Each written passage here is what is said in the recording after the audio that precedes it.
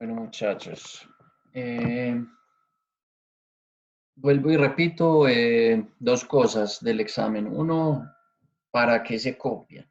Eso de uno, pues a mí lo único que me demuestra es que no aprendieron, ¿cierto? Si se ponen a copiarse las cosas. Por lo menos si lo hubieran cambiado, es que son las mismas palabras, entonces si lo hubieran cambiado hubiera sido mucho mejor para que por lo menos cambiándolo se les mete en la cabeza, ¿cierto? Pero nada, copiaron todo igualito muchos de otros y eso no lo deberían de hacer así. Bueno, voy a explicar el examen eh, para que lo tengan pues en cuenta y sobre todo para que se estudien lo que tienen las falencias, que estos temas son importantes.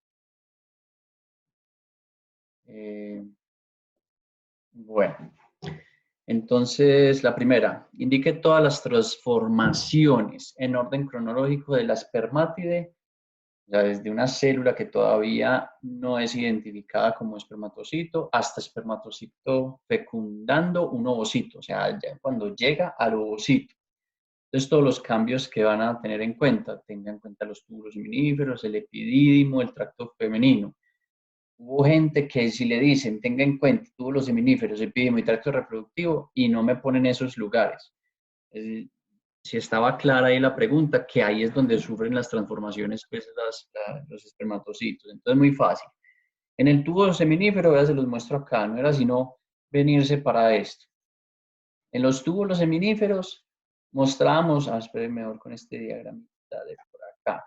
Ustedes tienen toda la espermatogénesis. Desde una espermatogonia que es diploide, ¿cierto? Cómo esa espermatogonia es la que se divide impresionante en mitosis, en mitosis, dando, ¿cierto?, estos espermatocitos primarios que son todavía diploides. Y ahí es cuando hace la primera división meiótica, dando espermatocitos secundarios, pero ya haploides. Y de ahí cada uno da 4. ¿Y dónde está ocurriendo todo esto? Acuérdense todo el principio, mírenlo acá.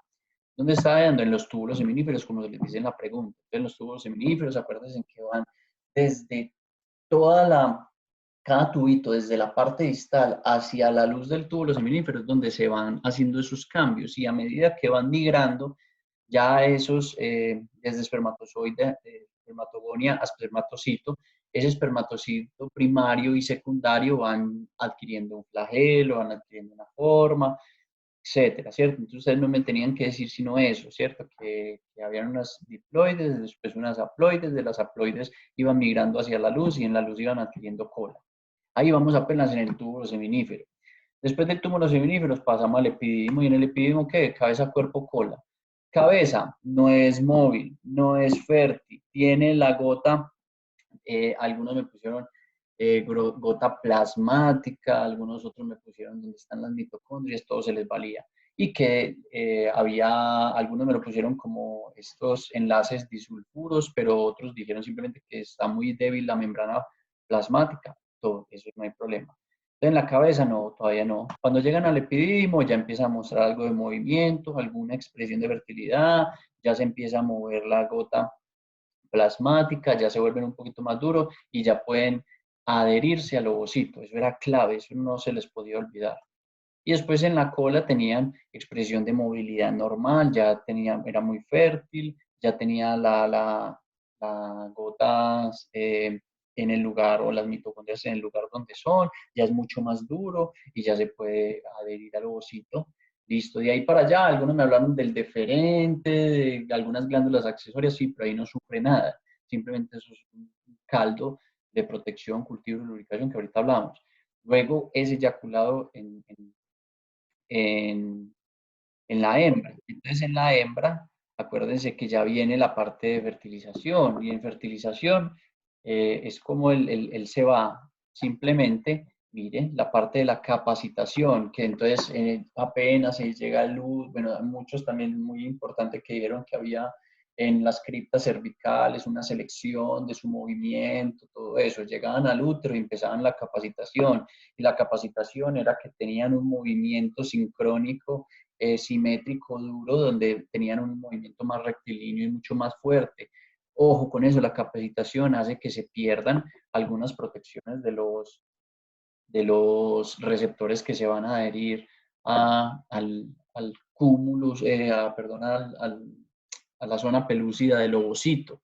Y después de capacitación venía la hiperactivación, que la hiperactivación era ese movimiento en tornillo que le daba la capacidad de pasar el cúmulo o óvulos. Ya, esa era la primera pregunta. Esa era larga y esa había que tenerla en cuenta. ¿Listo? Bueno.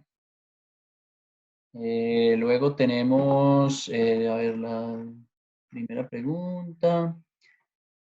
Aquí se pasaron pues, un montón de cosas. Era solamente hasta la fecundación, o sea que hasta ahí llegaba y ya no le pasa nada más al espermatozoide. Diferencias de un pene de caballo o bovino, ¿no? A veces muchos los tuvieron buenas, pero también se les olvidó algo. Entonces, uno no es que es tejido eréctil, no. Es el tejido eréctil es cualquiera de los dos. Es tejido eréctil cavernoso. ¿Cierto? Entonces el equino, cavernoso, bulbo esponjoso se los valgo, llenada de sangre, la llenada de sangre es por medio de presión que entra más sangre de la que sale, necesita estar erecto para poder copular a la hembra, en cambio el de bovino es fibroso, por una S peneana, de un ángulo sigmoideo, todo es dependiendo de un músculo, el músculo es el que lo retrae, exactamente, es lo mismo. Listo. Indique que la estructura de los testículos que mantiene las condiciones propicias para la espermatogénesis, la temperatura. Entonces, ¿qué hay ahí? Glándulas sudoríparas en el escroto, ¿cierto? Todo el sistema nervioso que se da cuenta y monitorea la temperatura y los estímulos a los testículos, ¿cierto? Toda la parte del músculo cremaster y el músculo y la túnica dartos. Y la otra es el plexo pampiniforme. Y el plexo pampiniforme, ¿cómo hace que se enfríen los testículos? Teniendo en cuenta que son la arteria espermática, va a ir recubierta por todas las venas que salen del testículo con una temperatura más baja, enfriando la misma sangre que va a entrar. Esos eran los puntos que había que poner ahí. Explique la finalidad principal de las glándulas accesorias. Algunos me pueden decir que un medio nutritivo, no, eso hacen mucho más, ¿cierto? Entonces miren que las glándulas accesorias, ustedes empiezan acá, miren, hay 4 que hablamos. Entonces, ¿qué vimos en esas 4? Mire, 1, fructosa, entonces alimentación, 1, alimentación. Tienen enzimas, fosfatasas, ácido cítrico que ayudan a qué? A la antioxidación o protección o etcétera. Después tienen un líquido alcalino que lubrica y neutraliza, entonces pH, limpia la uretra, limpieza, lubricación, o sea, todo eso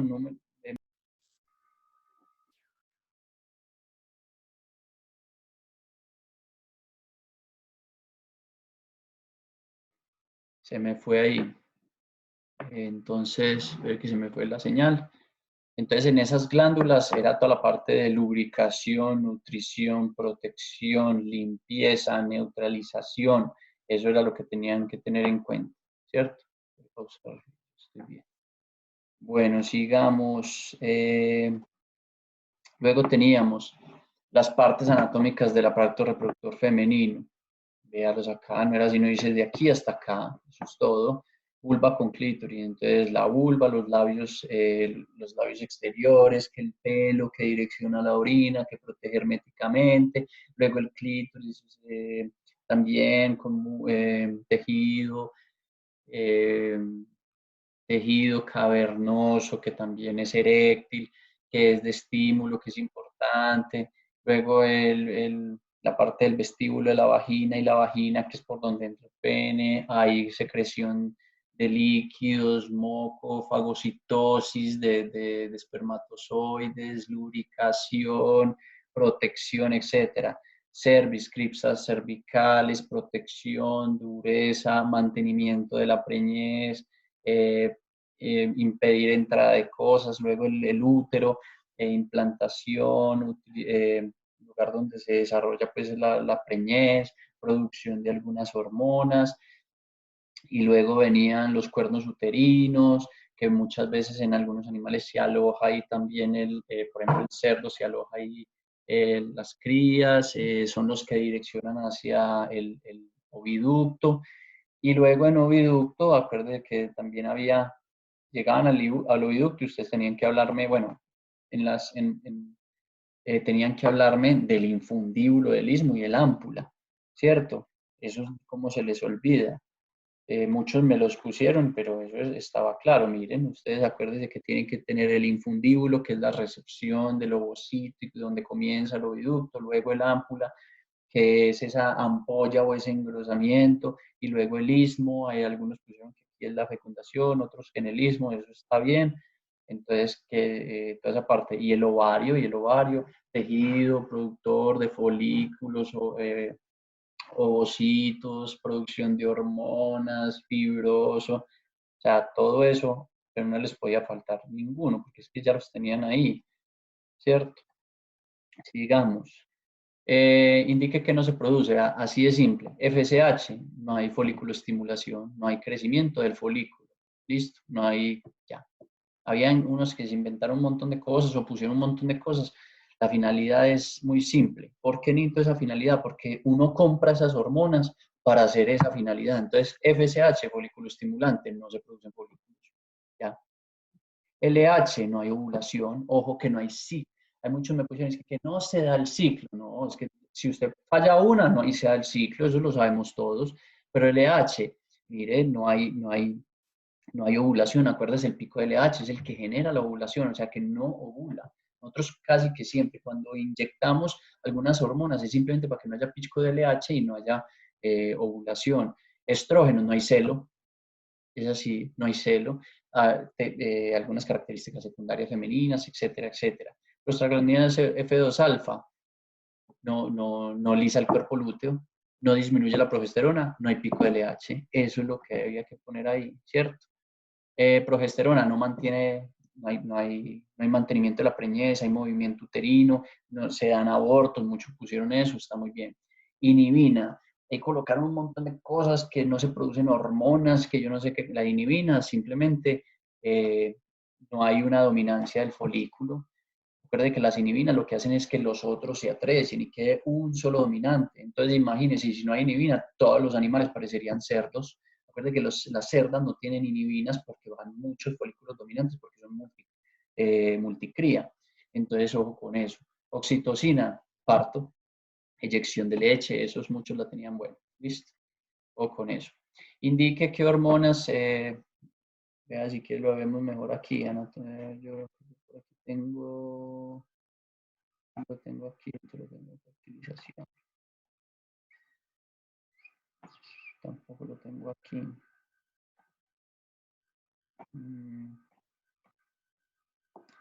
Qué pena, reproducción. Ven, yo paro esto un segundito y ya sí. Listo. Entonces aquí en esta de hormonas reproductivas, miren, ustedes aquí tenían todo lo del proestro, ¿cierto? Entonces ustedes no sino que miren aquí el proestro, miren, el proestro ¿con cuál empieza? Con prostaglandina, ¿sí o no? ¿Y con qué es la que termina el proestro?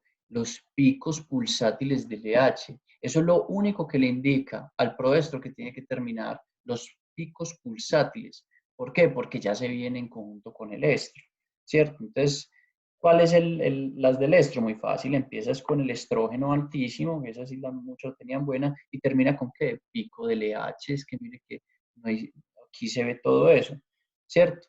Después del proestro, el metaestro. Miren el metaestro. ¿El metaestro con qué empieza? El metaestro, algunos me pusieron que empezaba con LH, se las puse buenas, pero normalmente el metaestro se identifica más que todo no por el inicio, sino porque aumenta la prostaglandina, la progesterona. Entonces miren que la progesterona es la que se encarga de todo el metaestro. Los que me hayan puesto que inicial con LH está buena, los que hayan puesto que inicia con FSH está buena. Pero la importante ahí es la progesterona, ¿cierto? Y por último teníamos el diestro, que el diestro sí es muy simple. El diestro, ¿quién es el que manda aquí? El inicio es toda la progesterona y ¿quién lo termina? La prostaglandina F2. Ese está muy claro, ese era muy fácil. Sigamos por aquí. Bueno, y este último, aquí hubo un montón de cosas que se les olvidaron. Yo no sé por qué las imágenes les da tan duro, pero miren, Es muy simple. Entonces, aquí ya estamos después de la zona de corona radiata, cúmulos o óvulos, que ya el espermatozoide se está moviendo en forma de tornillo, penetra todo este cúmulo óvulos y llega a dónde. Mira, aquí apenas, como aquí ya está soltando todo el sistema acrosomal, ¿cierto? Todas esas hialuronidasas, es porque ya está en la zona pelúcida. Entonces, aquí algunos me pusieron encuentro entre gametos, muy bueno, el espermatozoide se va en el ovocito, salió las hormonas, penetración de la corona radiada, aquí no, los que no me pusieron no importa, pero sería muy bueno pues que hayan explicado pues que hubo una penetración al cúmulos o óvulos, que son puras células de la granulosa que están protegiendo esa zona pelúcida, y entonces ellos con esa, pero que ahí no hay todavía un uso acrosomal, o sea, no hay una liberación de enzimas, ¿cierto? Luego llegan a la zona pelúcida. En la zona pelúcida era clave es el receptor ZP3. Acuérdense que más que todo era el ZP3 y el ZP2, pero el ZP3 es el que no se les puede olvidar porque es el que se encarga de que no haya entrada de otra especie. Entonces, de una se añade el ZP3. O sea, aquí apenas vamos en el ZP3, ¿cierto? Donde se reconocen. En el momento en que se reconocen, listo, ya hay unos receptores con ZP2 que lo que ayudan es a unirse más al espermatozoide como tal, ¿cierto? Y ya en ese momento empieza la reacción acrosomal, entonces empieza a liberar las enzimas, miren, dentro del espermatozoide. Estas enzimas lo que van a hacer es que van a ir a romper toda esa capa del acrosoma del espermatozoide. Entonces, miren, ya empieza la liberación de hialuronidasa, que es la principal enzima pues, que reacciona ahí, ¿cierto? La reacción acrosómica ya se había unido al ZP3 y empieza a fusionarse, a desintegrar la membrana de la zona pelúcida. Ojo con eso, en el momento en que empieza a desintegrar la membrana de la zona pelúcida, ustedes tienen que tener en cuenta las proteínas de anclaje que están en el cuello del espermatozoide. Esas proteínas de anclaje yo les dije que era muy importante porque se pegan, son las que se fusionan acá, mire, se fusionan acá y acá para lograr pegarse a la zona pelúcida, mire, de esta manera. La otra ahí es que cuando se empiezan a fusionar, ¿cierto? Mire la zona de anclaje, que es esa parte del cuello del espermatozoide. Empieza a haber una endocitosis del pronúcleo masculino y femenino, pues el pronúcleo masculino empieza a entrar. Y lo más importante también ahí eran los gránulos corticales. Miren, los gránulos corticales que lo que hacían, que en el momento en que las enzimas lo rompían, ellos formaban, cada gránulo iba haciendo una reacción en cadena que lo que hace es dar la vuelta entera para que esas enzimas que hay ahí logren modificar las proteínas que encuentran protegiendo eso y hay una liberación alta de calcio. Y en ese momento hay un endurecimiento y no se permite la polispermia. Todo eso lo tenían que tener, porque es que eso lo tenemos que tener claro. Entonces, sí, fui muy cositero y quería ver bastante si tenían toda la información disponible, hasta cuándo podrían llegar. Y la otra es que no es bueno que ustedes sean, que no expliquen las cosas ¿cuál es la consecuencia de, se muere el animal? No, pero antes de eso, ¿qué? Fisiológicamente, ¿qué está pasando a nivel reproductivo? Etcétera, etcétera. Entonces, que sean un poquito más enfocados y más profundos en todo lo que dicen. Eso es lo que yo les voy a pedir en todos los exámenes y talleres que vamos a hacer de ahora en adelante, ser muy profundos en todos los temas que se han visto. ¿Listo? Así quedamos.